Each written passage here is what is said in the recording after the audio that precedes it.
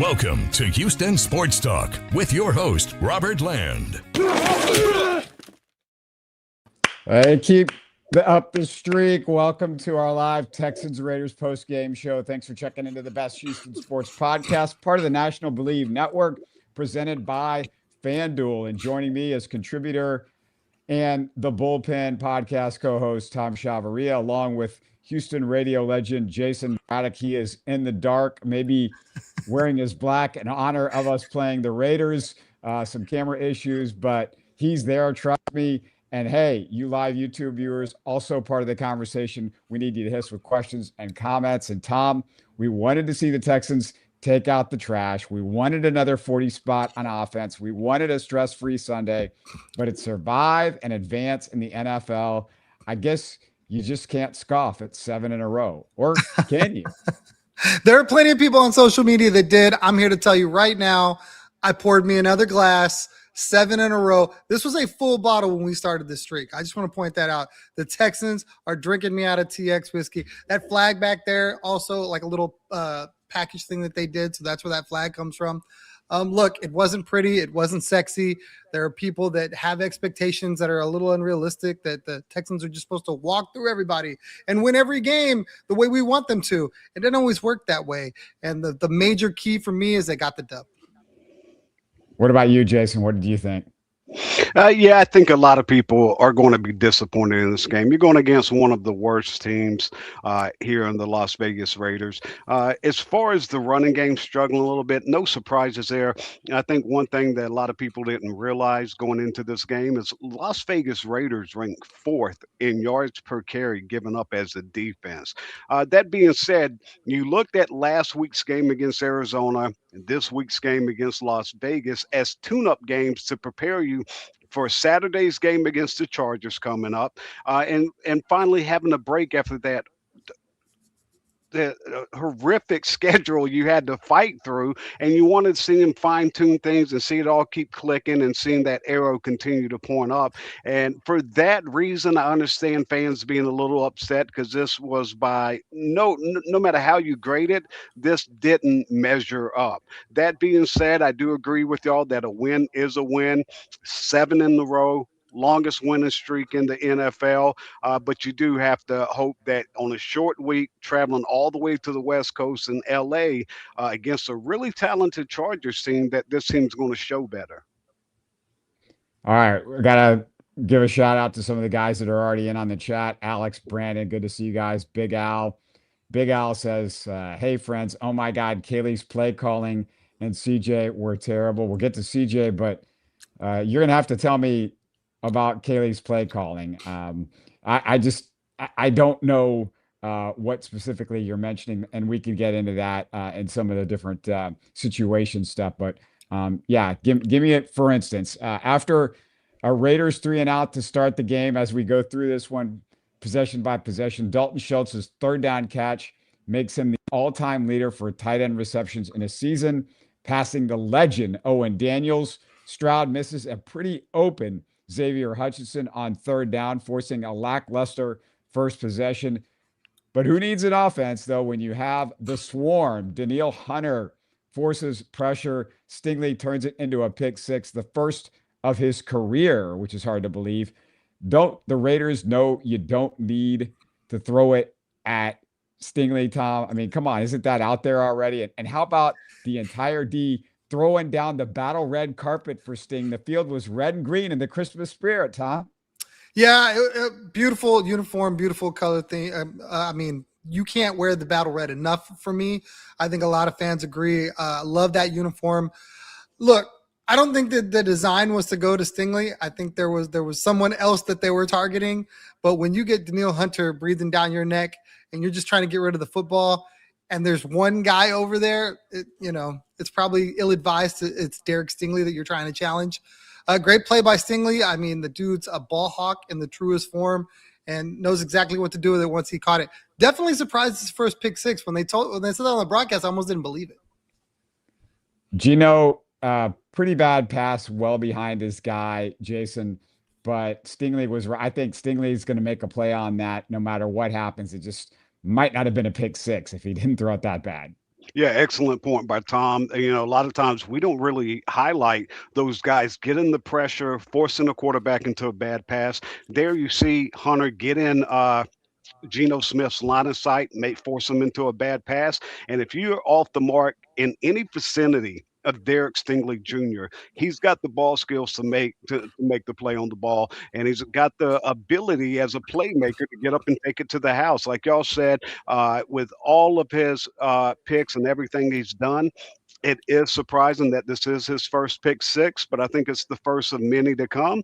And I guess now we finally have a competition because we can't compare Sauce Gardner's career interceptions against Derek Stingley. So maybe a better competition between those two guys from the same draft is who will have more. Will Sauce Gardner finish his career with more interceptions, or will Stingley finish with more pick sixes? That seems like a fair handicap.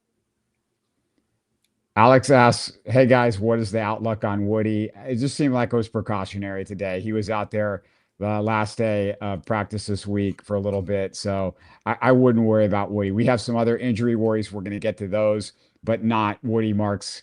After another quick Raiders possession, though, CJ, 3 passes and then a 3 and out, only 2 runs on the first 2 offensive possessions. Stroud's accuracy, not ideal at this point. I don't know if it would ever be ideal in this game, but on the Raiders' next possession, welcome back EJ Speed. He fires through the hole on 3rd and short.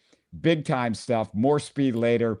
But the Texans offense, it just looked really inept early, not only going 3 and out on the next possession, but it was negative yards. What were you seeing early, Jayson, from the offense? Yeah, as far as the offense, early on that first series, Jake Andrews started slow. I mean, he got blew up a couple times there. Then he kind of brought it back in together and has been playing better like what we've seen in recent weeks. Outside of that, I know a lot of people say offensive line. Listen, it wasn't the biggest issue as far as the run blocking and the pass protections. They picked up blitzes well. Going back on rewatch, I was actually quite surprised by how much better they did than I thought. And that's not to say there wasn't any issues, but the biggest problem were the tight ends. And I include Cade Stover in this. This is probably one of Cade Stover's worst blocking games that I can remember. Him and Schultz, they killed so many running plays with just bad run blocking. They're also in some pass protection as well. They got beat. So I would say that was the biggest issue, combined with CJ Stroud. Just early on, he was throwing off his back foot. He was sliding away from his passes. And we've seen him do that throughout his career and a lot more recently. But he's been so good, he was able to overcome it. But in this game, those passes sailed on him. He missed routine guys. He's missed reads. And when he wasn't locked in and just stood there firm and tall in the pocket, he missed those throws. Now, you saw later in the middle of the second quarter, in the fourth quarter, when he stood up tall in that pocket and just delivered it with authority, he was the same accurate passer we always saw. The good thing is, even though he was inaccurate, he wasn't turning the ball over, wasn't fumbling, wasn't throwing interceptions. So if there was a bright side to it, but if he's going to be that guy that moves into a top 10 quarterback, that's something that he's going to have to fix for sure.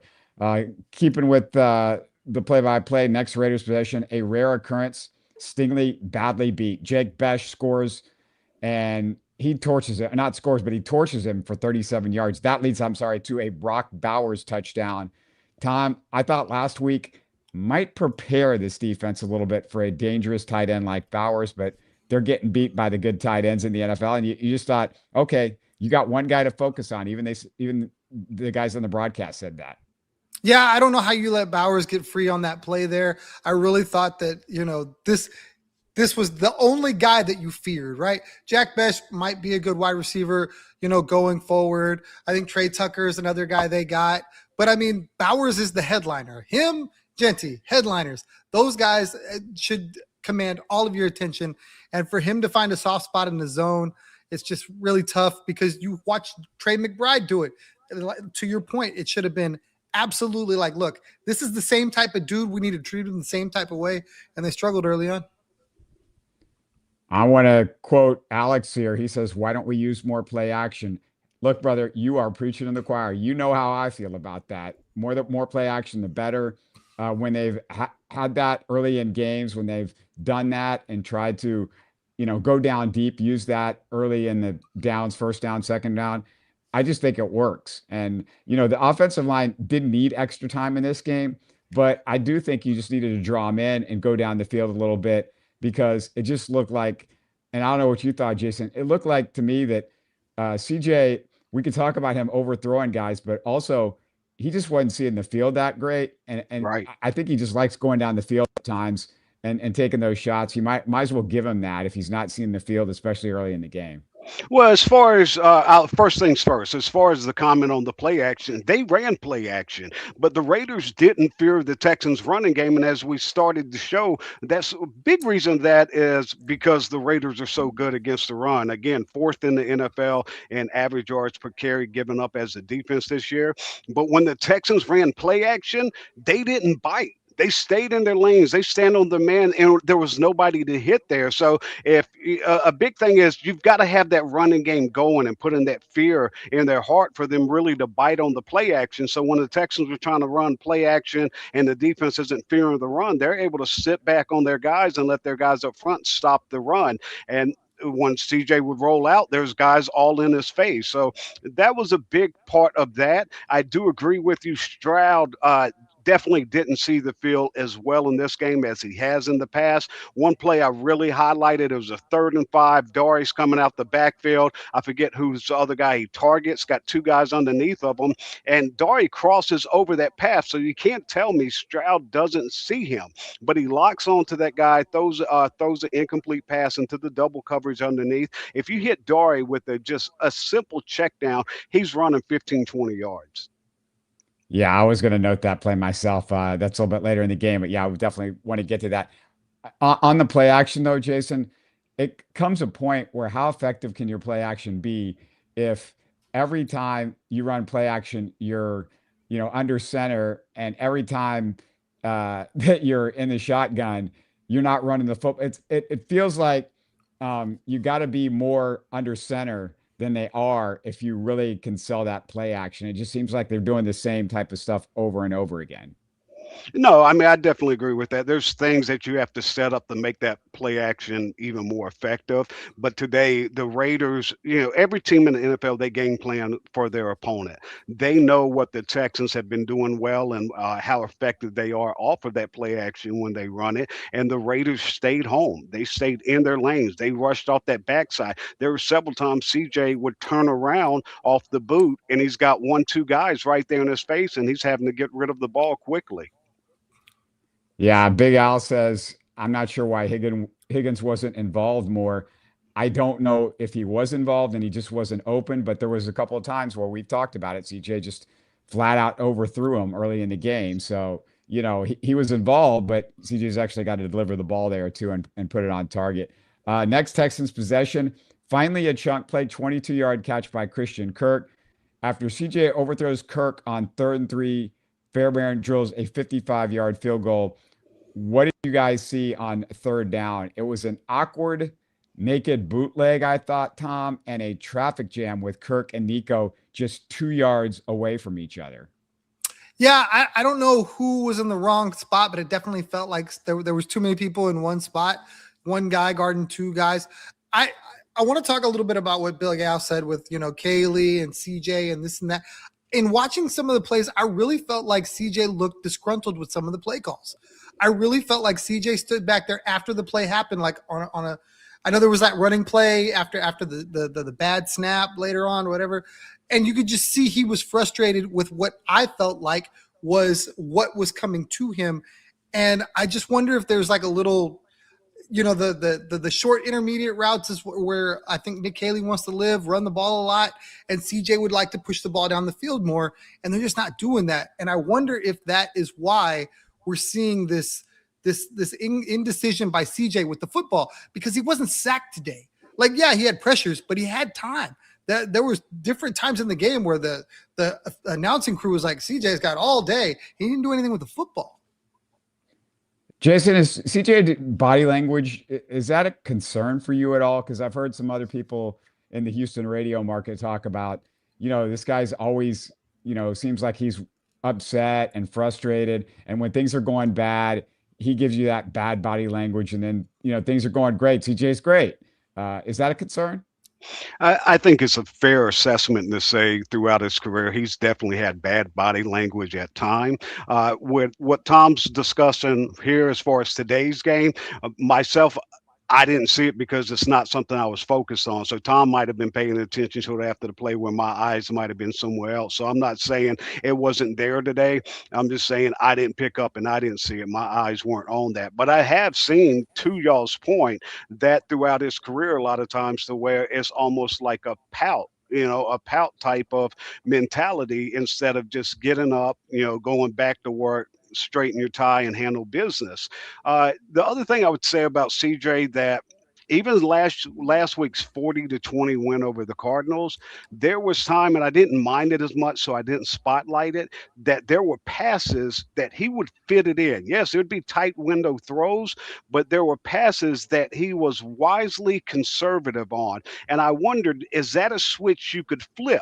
And today we saw some of that conservativeness where he'd see a guy getting ready to enter into a window, someone over the top, but it's a pass he would make in the past and be able to stand in there and fit that ball in. Instead, he'd see the read and you see him go to his progression to check down. So I would imagine there's conversations in the building and even outside of it, Stroud probably hears, no matter how much they say they don't listen to outside noise, that you have a defense that all you have to do is not turn over the ball, don't take sacks, and you can win. And to that point, he wasn't sacked today, didn't have any turnovers, has been protecting the ball, and they did win. It was ugly, but once you go, even this week against the Chargers in L.A., when you've got Justin Herbert, who's a gunslinger, he's going to try to fit it in, and he's got a ton of talented wide receivers. They're 5 deep there, talented rookie running back and Omarion Hampton.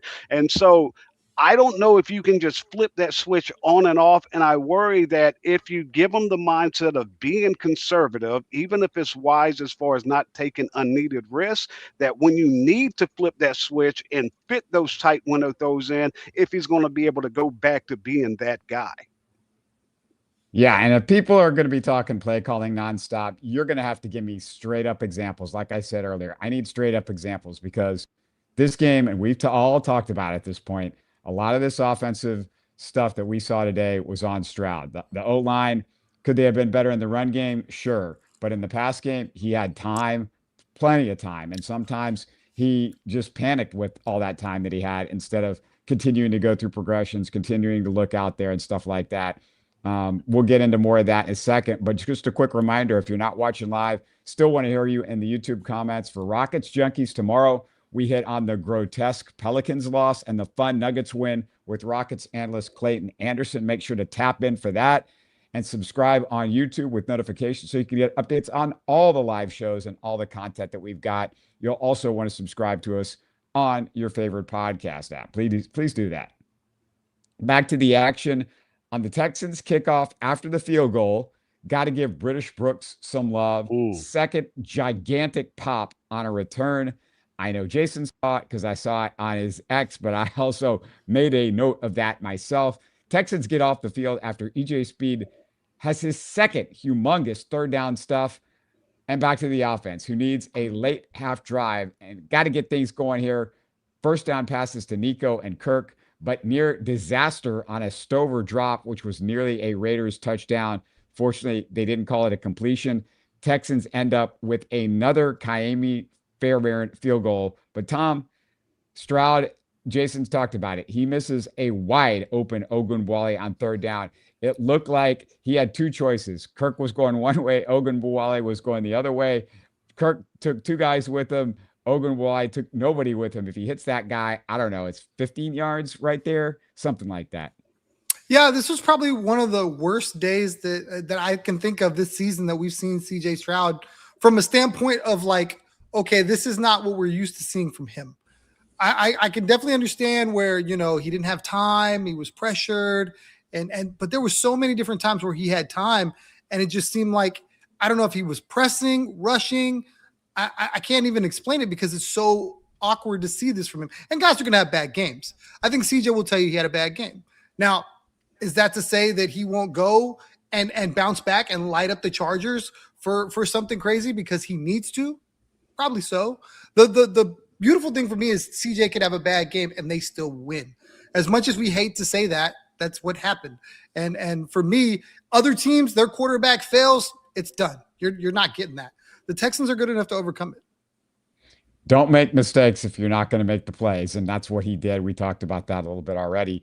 Outside of a Will Anderson sack, nothing going on with the Raiders and Texans last two first possessions. Third quarter, and that Ursery hands to the face penalty gets the Texans off schedule. Offense stuck in neutral, 3 and out. Then it's Ashton Genty, Jason, beating Toa Toa and Miles Bryant on the deep sideline TD. It's so rare this D gets beat deep. What did you see there? Yeah, so just for recollection purposes, this was the pass play where Toa Toa's out in coverage out wide, correct? Is that the one we're talking about? All right, so so we saw Will Anderson Jr. Line up in that linebacker position, right over the center. And so we see him come in through the middle. We've seen them do that a couple of weeks. That first time they ran it, had great success with it. On this play, he's at that linebacker position. Raiders run empty. So Genty motions all the way out wide, put in Toa Toa out there in coverage with them.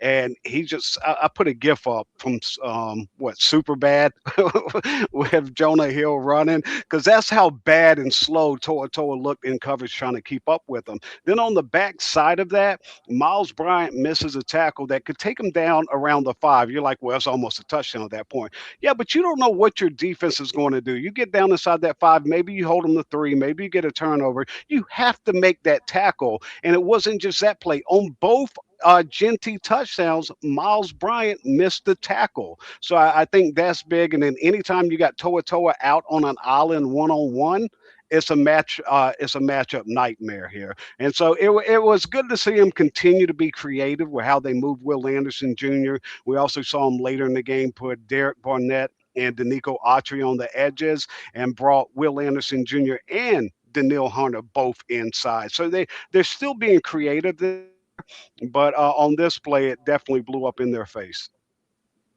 As far as Toa Toa is concerned, I mean, this is what's going to happen. He's going to get beat sometimes in coverage. The problem this week is you had no Aziz. So maybe Toa Toa isn't in the game at that point and he's not getting beat, or, there's something different going on. But without Aziz, you got one less linebacker that you really trust. And for whatever reason, we don't know why. I wish I could have a lie detector hooked up to D'Amico Ryan so we would know what he loves about Toa Toa, because there's definitely some stuff about Toa Toa that most of us don't love. And you would think with some of the other linebackers that they've tried this year that somebody would be a little bit better than him. But I guess he likes his intelligence. He had the green dot on his helmet today, if you notice. So he was the guy running plays. So they really love his leadership, obviously.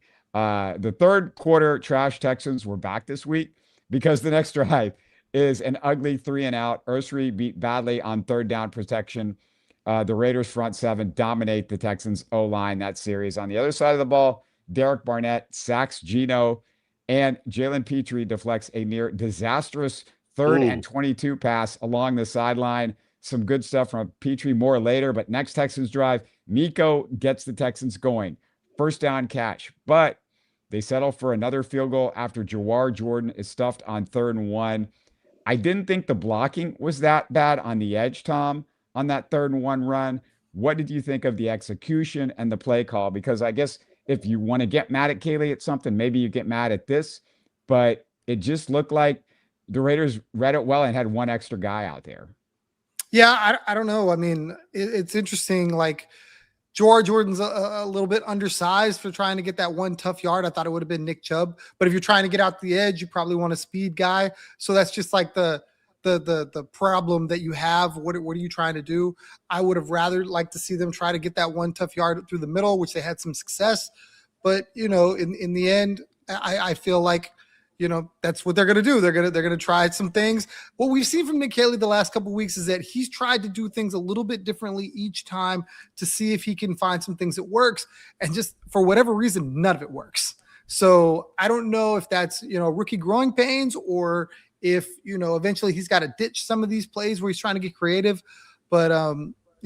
3 points is 3 points, and you keep it moving.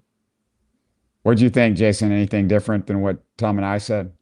No, I think y'all hit the nail on the head. I think we also got to remember as well with this running back group, they still don't have that premier guy. I like Jawhar Jordan. I like Woody Marks, but I don't think either one of these guys are that surefire 3-down back to where I think you get more value from Woody and Jawhar Jordan if they're your number 2 and your number 3 back. I mean, Jordan started the year as what, the 5th, 6th running back, and you go into this game. Nick Chubb was picked up because of the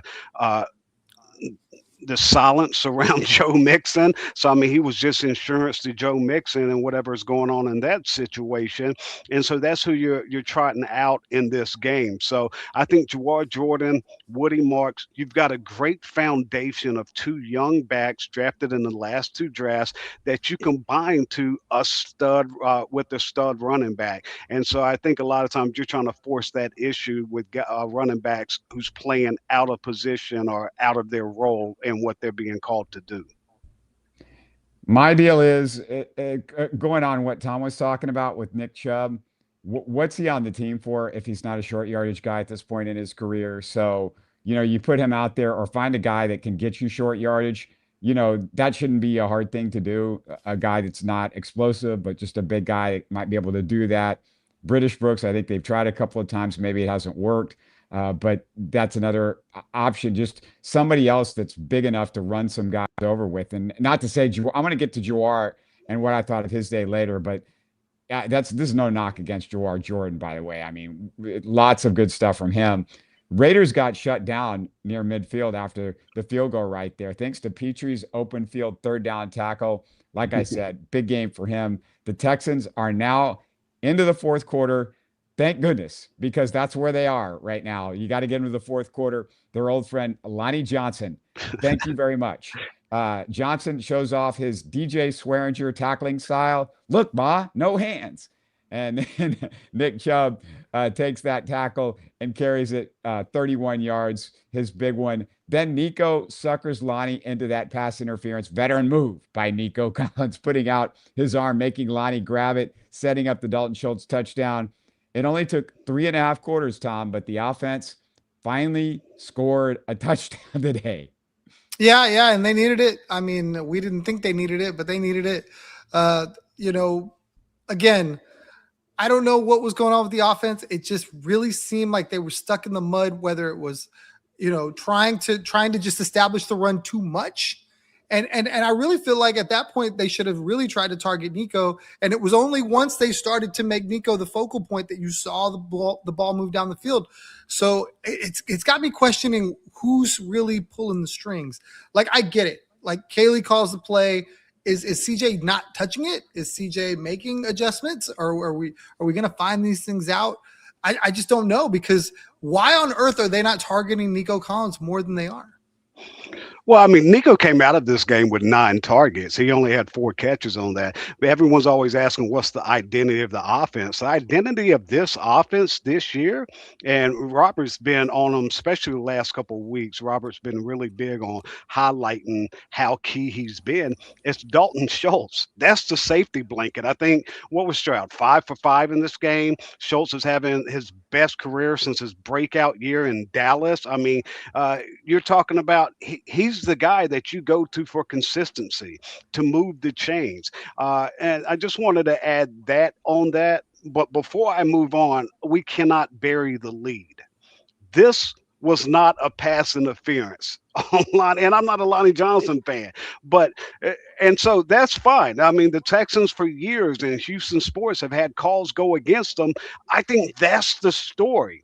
That at this point, I'm like, what am I watching? What dimension did I go into that the Texans are getting the Chiefs calls? The Texans are getting the old Patriot calls, because that's what this game felt like in the 4th quarter. Like the NFL said, hey, no.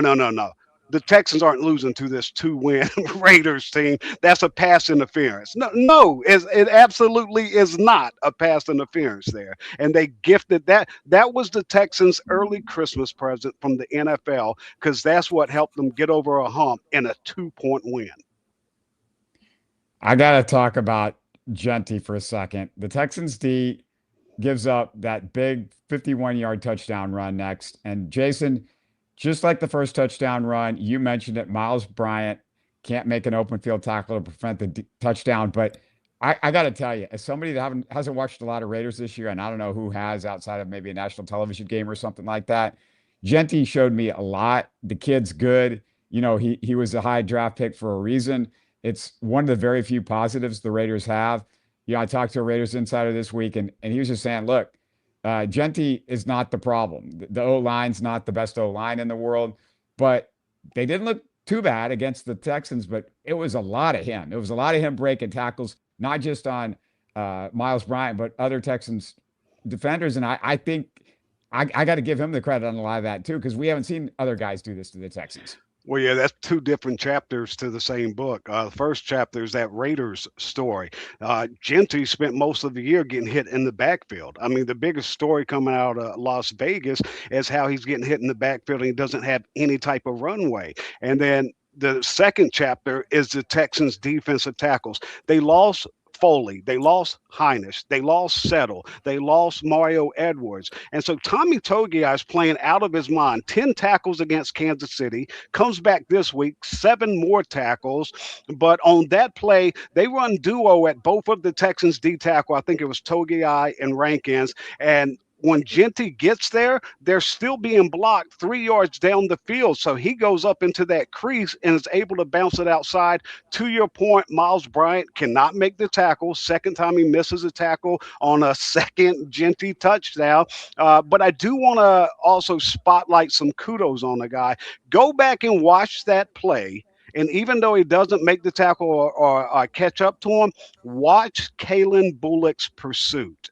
This guy is running full speed like he's in a race for the gold medal, and he comes up short. He can't catch up with him, but he gave everything on there, running it out, and that's how he's played all day. We've literally watched Kalen Bullock grow in front of our eyes from this guy who's always had tremendous range and ball skills as that free safety that can play sideline to sideline, but now he's taken that into a fundamental tackler and running. Go back and watch this game and just watch Kalen Bullock the whole game. He's running 20 to 30 yards, stopping running plays. He's become a complete safety. And to get a little glass half full of that play, Kalen Bullock's turning into something. Yeah, and just on Miles Bryant for a second, look, the guy wasn't not even in the game plan to start the season. I mean, we got to remember this. Right. The Texans are down a lot. We talk about all the defensive tackles are down right now. Look at the safety position. There's no CJ Gardner-Johnson. There's no Jimmy Ward.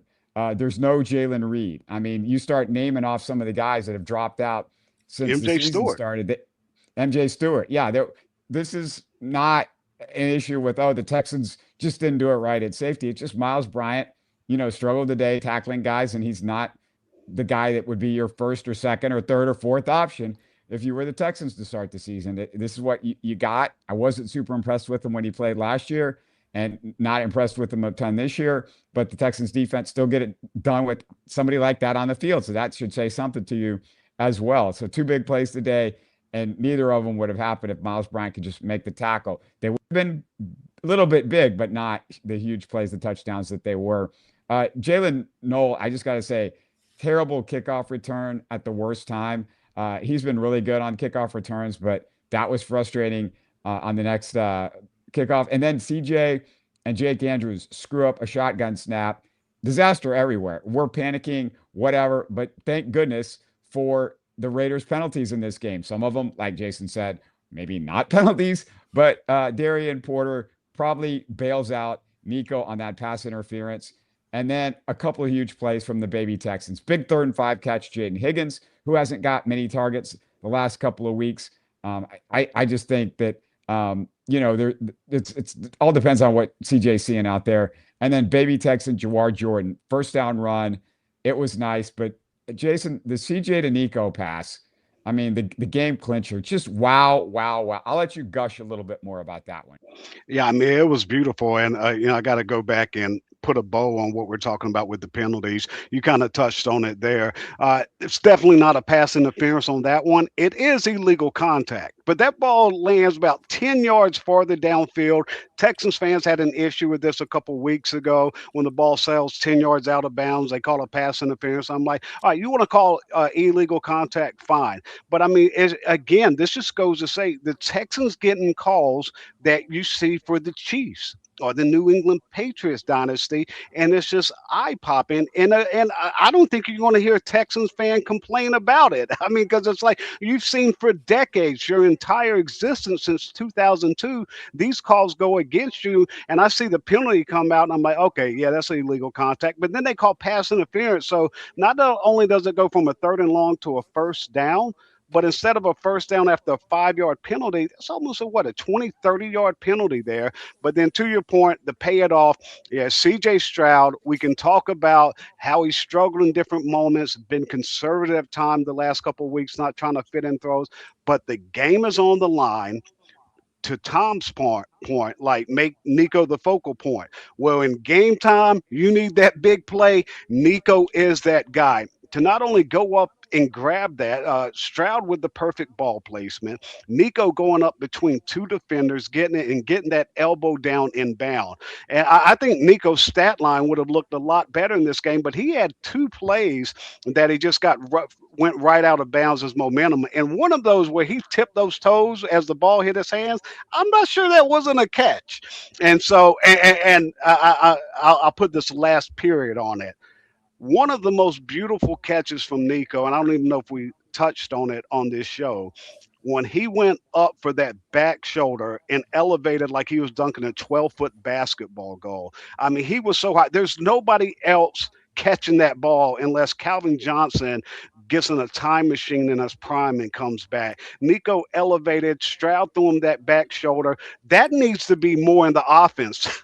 That play, if we're talking about plays that need to be more in that offense, that back shoulder throw where you just put it 10 feet in the air and let Nico go up and get it, that was a thing of beauty, and so was his final exclamation point to secure that win. D'Amico Ryan started the year by saying, we're one play away, and it was ad nauseum to the point where people were frustrated because the Texans lost those first 3 games, and you're like, yeah, but that one play is going the other way. This right here is that one play, and that one play continuously keeps going the Texans' way, as seen in their 7-game winning streak. I love that you brought up that back shoulder throw because that's something that I've wanted to see more. I'm surprised we have it. Nico is so good one-on-one. If you can set more of that stuff up, we saw that all the time with Tom Brady. We see that with some of the better quarterbacks around the NFL. It's not like CJ Stroud can't make that throw. It's not like Nico can't make that catch.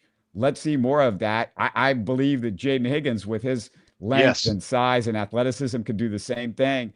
I mean, Tom, Nico Collins, it's only going to say 4 catches, but it seemed like every catch that he made today was a big catch. And, there was a catch that he made that was nullified because of a penalty. This idea that Nico Collins is, sort of out of the offense, I just disagree. There was some missed targets. There was a play that he made that just didn't count. So there's some stuff out there that was, sort of nullifies how good he looked. I want to be clear. I'm not saying that he's not getting enough. I think he should just get more. There are the top tier wide receivers that they're like, okay, we're hitting them 15 times. Fair. Amon-Ra St. Brown is getting 15 targets, and rightfully so. He's going to go catch 11 of them, and you need him to do it. And I feel like the Texans could go another gear if they treated him like the high-priced wide receiver that he is. I bring up the high price. Jacoby Myers just got a contract extension. It was 3 years, $60 million, something like that. Right. Go look at that Nico Collins contract, and you're just blown away at what Nico Collins is making and how good Nick Cassero. I know you like to give Nick Cassero his flowers. I'm going to do it right now. And I just feel like we need to use Nico just a little bit more in those scenarios. On 3rd and 8, throw that back shoulder ball and don't even think about it and just know you're going to go get it, because I get trying to spread the ball around and looking for Kirk and looking for Dalton, because Dalton should be open because there might be a little bit more attention to Nico. But sometimes I'm okay with them trying to force that issue. It's something that I think that Davis Mills did when he had his run for 3 games, almost to the point where people were like, well, why doesn't CJ throw the ball to Nico as much as Davis is doing? Because he was going to make plays for him. I really just feel like the 5 or 4 or 5 more targets that I think he should get would make a difference. Robert, Tom just triggered a memory of mine, made me picture this, and exactly what Tom's looking for, and exactly what the Texans did do there at the end of the game, throwing up the Nico, secure the win there, reminded me of what the Texans did. What was it? The Miami Dolphins, like 4th and 10 or something. Everybody knew what was going to Andre Johnson. They said, stop it. And Andre just grown man those guys. He did to them, to multiple guys, what he did to Cortland Finnegan on that play and just housed it there. So I think that's what Tom's asking for. And in a small sample size, I think that's what the Texans did to end this game. And I'm going to talk to Nico Collins for a second because Nico doesn't talk much. And Tom, you said it, that contract. And Nico has not said a word about the contract. Laramie Tunsil would have wanted to renegotiate 14 times this year already. Stephon Diggs, same thing. So, like, Nico Collins, you are the man. I don't care if anybody in the NFL doesn't know it at this point, but this guy is a top 5 wide receiver. We saw a couple of them. Great game on Thursday night. We've seen these guys, JSN and Puka Nacua. Those two I would put at the top of the league. But, man, Nico is right in that class. He's not far behind him. And I think he's doing it with OCs that are learning on the job. He's doing it with a quarterback that's learning on the job, while one of those guys has Matt Stafford, who's one of the great quarterbacks in the last 15 years and has won Super Bowl. So take that for Nico Collins, a little tip of the cap to him. Our friends at FanDuel, Tom, have the Texans as a 1.5 favorite against the Chargers Saturday on the road. How are you feeling? Surprised to see the Texans as road favorites?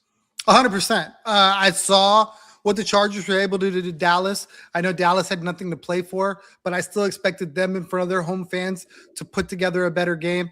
And while it was close at a point, it felt like it was never close. And the Chargers did what they did, got what they wanted, got out of there with a 17-point win. So for the Vegas bettors to have that kind of faith in the Texans to go in shows a lot about your Texans. As bad as we feel about this game and as miserable as we thought the offense was, they believe that they're going to go in there and score points.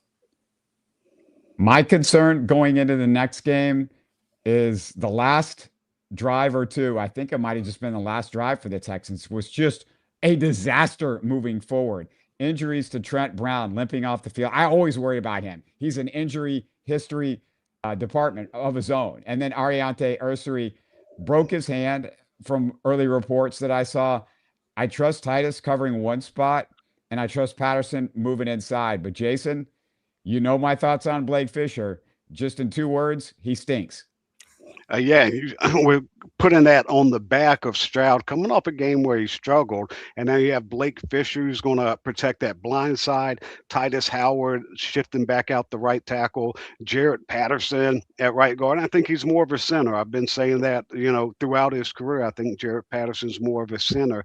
So, I think going to left guard. So there's a lot of moving pieces there. It's probably one of the things we've seen consistently through this show in the comments section. Several people asking about those offensive line injuries and what that means for the teams and when they, how long they could possibly be out. I think that's the biggest question, the $1 million question, and it's a wait and see, because you go into this game, and if you have to shift that many pieces after you finally, all the struggles you had to start the season, then you finally landed on your offensive line and you've got some continuity, building some chemistry there, starting to pick up blitzes better and not having all the breakdown of communications. If you're going to Blake Fisher on the blind side of Stroud's going to probably have happy feet. I'm going to just be honest with you. He's not going to be comfortable there.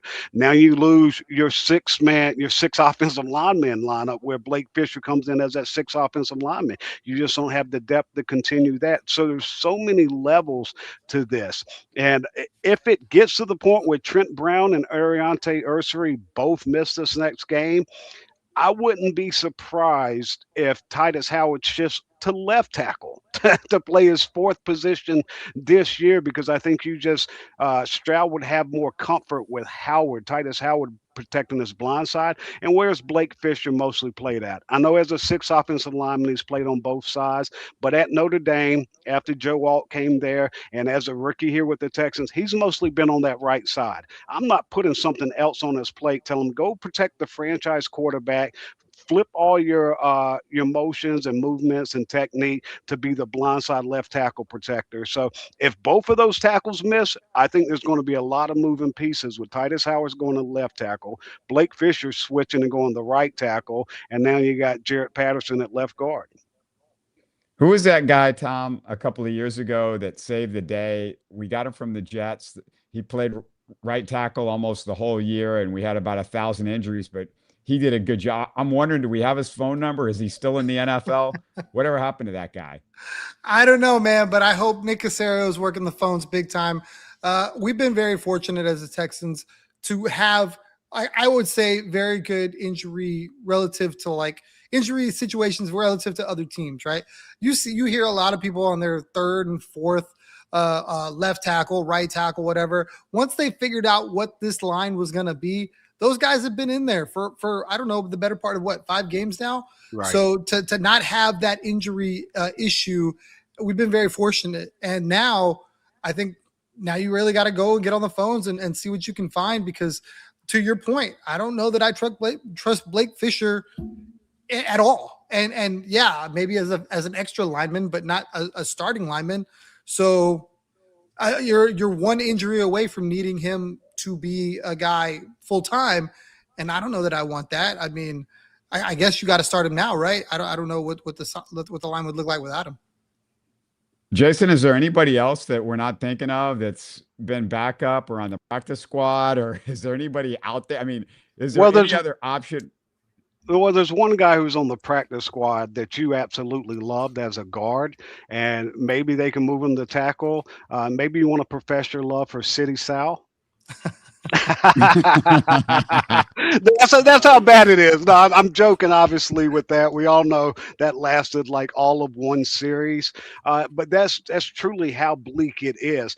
And this is one of those things we've been talking about it for the last couple of weeks of how blessed the Texans really have been with their health situation, especially with them having an early bye week. They had their bye in week 6. The last bye week in the NFL is week 14. So to go that long without any extra added break, and now this hits. It couldn't hit at a worse time. Not only is it Christmas week, but it's a short week where you got to travel to the West Coast of LA. You're playing on Saturday afternoon, and you have a travel day in there. So it's really definitely a pause for concern.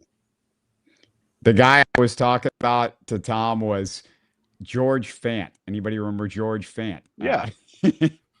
Yeah, he's on the Commanders roster, it looks like right now, and has played 4 games this year. I don't know if he's played a ton, has no starts. So he's out there, just if anybody is interested at George Fant sighting, maybe.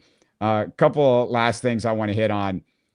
First of all, we haven't said much about him, but Tom, I'm trying to think of like my Texans MVP in this game, and it's real fuzzy to me, but maybe it's Ka'imi Fairbairn. 3 field goals of 49 or more yards, and those were right down the middle. And one of those kickoffs that he had was really good. I want to say it bounced at the 1-yard line. The return guy did not grab it, and it bounces right into the end zone. So the Texans catch a super break, but also great kick by Fairbairn, because now the ball's at the 20 instead of the 35, if he kicks it in the end zone. I guess if you want to go there, I'm going to say Derek Stingley Jr., because we just take him for granted. Like his first pick 6, he's got to be the player of the game, right?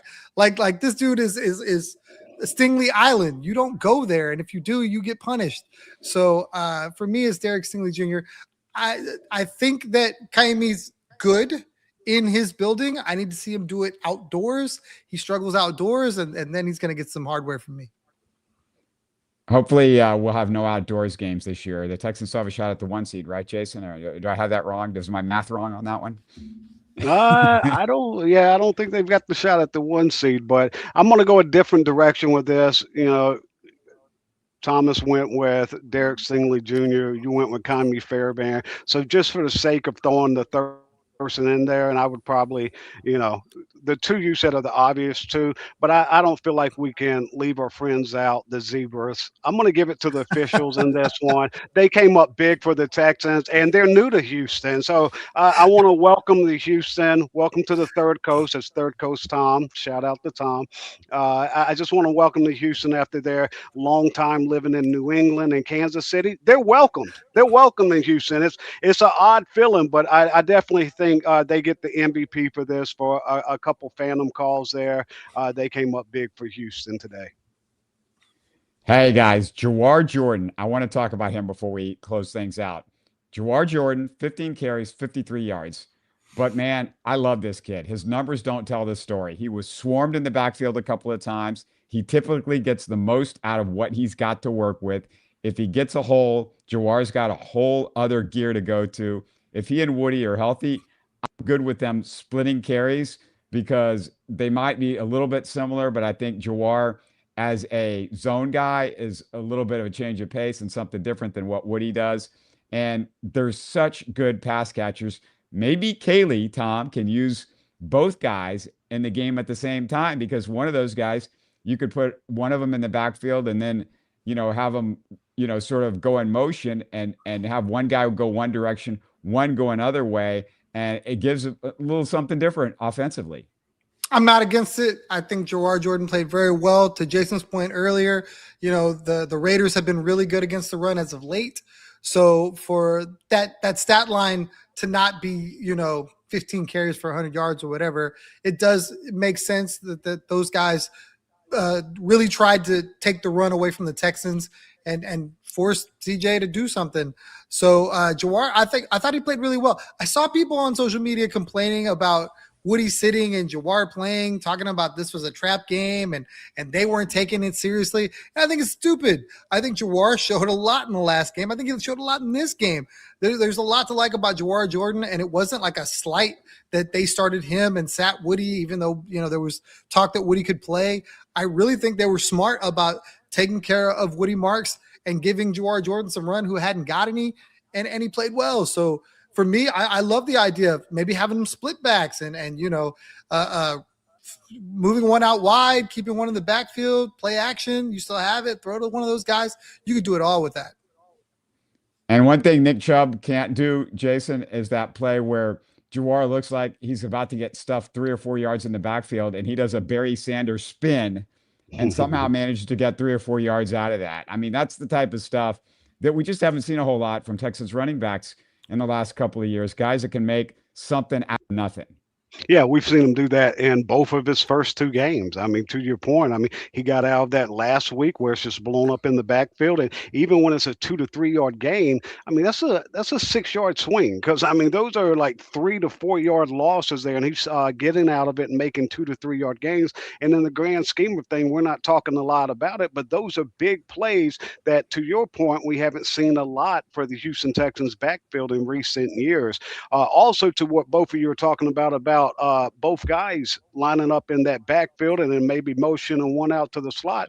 Woody Marks had like 80 catches as a freshman, and then the next year he had like 60. He had over 140 catches his first 2 years in college. You have to have some great ball skills to be able to catch that many passes as a running back. Kind of recent memory today. I don't know if y'all were watching Red Zone or caught it at all. The Kenneth Gainwell pass. We're talking about a running back here for the Pittsburgh Steelers that's way downfield, draws the pass interference, lays out, the ball lands on his arm, he secures, gives up and takes it to the house. So I like the thinking there to stay creative and to put some new wrinkles into the offense as you head into the postseason.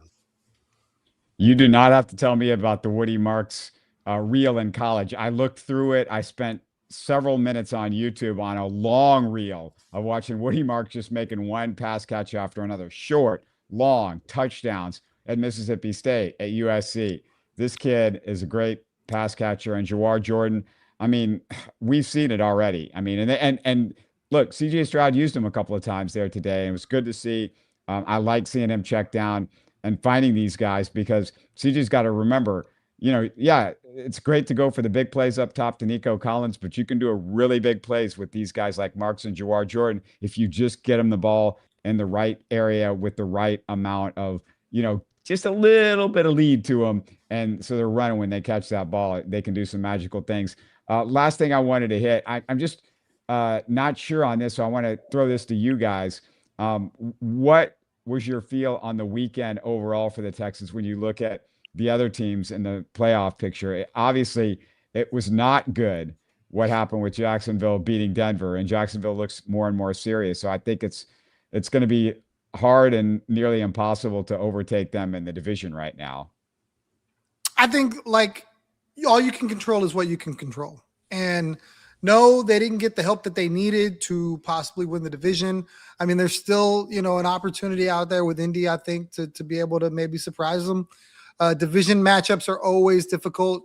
You're always just going to get a better game out of a division foe. It's a rivalry to speak. And the only thing that I can hope for is the Texans take care of their business. Go beat the teams that you're supposed to beat. And if you got to be a wild card team, you got to be a wild card team. For me, somebody on Twitter, I can't remember who. I think it was the radio guy, Villarreal. He said the Texans can beat anybody and can lose to anybody, and that's kind of exciting. And I got what he was getting at, and it's true. I truly believe the Texans can beat anybody, and on a bad day they can lose to anybody. So I'm hoping that we get the bounce back game from CJ next week, and we're talking about how we don't even know what happened against the Raiders. Final thoughts, Tom? And I'm sorry, final thoughts, Jason. I'd also put a pin into the running back talk real quick before I give you those final thoughts. Yeah, we talked about Woody Marks. We talked about Jawhar Jordan. One thing for both of those guys to be seeing their first NFL action this year and that you can trust them in pass protection, I don't think that can be overstated. So I just wanted to share that as well, too, because look, you go back and watch the film where Jawhar Jordan stepped up when Max Crosby was coming around the edge on Trent Brown, and Jawhar Jordan's right there to meet him face on, not throwing his shoulder like most running backs, no fear in his heart. So I think that's big to see from two young backs, so you can trust both of those guys running, passing, and in protection as well. As far as what happened around the NFL, listen, I've been saying I need to see Jacksonville do it against somebody. They went into Denver, who was on an 11-game winning streak. Trevor Lawrence put up 4 more touchdowns. Last week, I was saying, all right, yeah, he threw for 5 and had a rushing touchdown, 6 touchdowns last week, but it was the Jets. Anybody could see that coming, not blown away by. But then he comes back and pairs it with 4 more touchdowns, 10 touchdowns in the last 2 games for Trevor Lawrence on the road in Denver with that defense. I think they're earning a little bit more credibility in Liam Cohen since the trade for Jacoby Myers and Brenton Strange coming back healthy. That offense has really been able to go to the next level. So it's something to watch. As far as how all the seeding shakes out, I think it'll be tough for the Texans to win the AFC South, but Trevor Lawrence took a couple big hits today, one really late. Let's see what that injury report looks like next week. And if he misses some time, then it's not unlikely for them to drop one of those last 2 games. So anything's still possible, but I think this is a close game. You said the point spread's 1.5. I expect it to be that close, 3 points or less, one way or the other, whether it's the Chargers or the Texans. So this is a big week. And with those offensive line injuries we were talking about, this whole thing could sway going into this Chargers game. Yeah, it's funny that they're favored on the road, but it's the Chargers. I don't know if there's such a thing as the Chargers having a home field advantage. I don't know when the last time that actually was the case.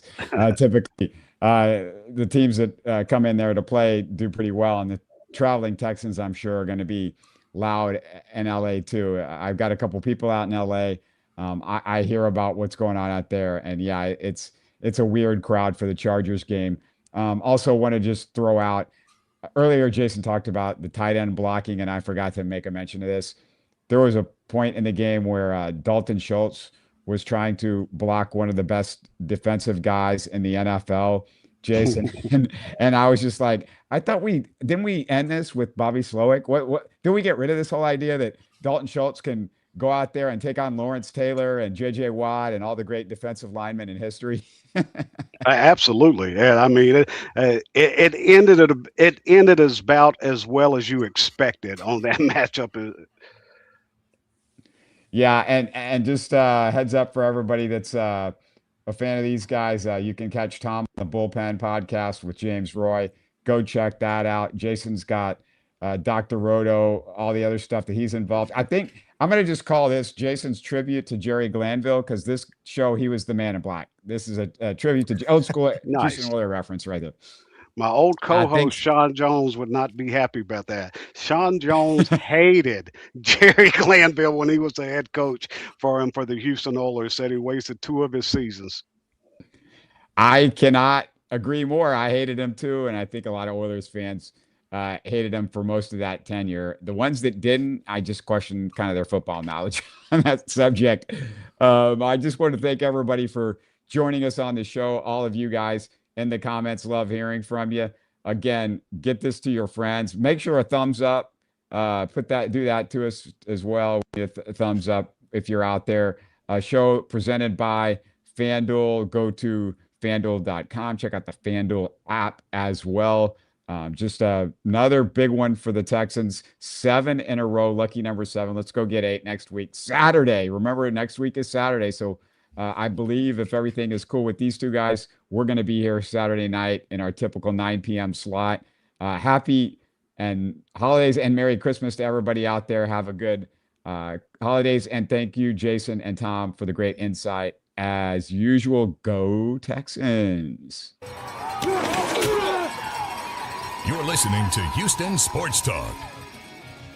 Hey, don't forget to support us by subscribing and commenting on YouTube. You can always listen to us on Spotify, Apple, or your favorite podcast app. Tell your friends about us and share our show links on social media. Spread the word, everybody. Thanks for listening.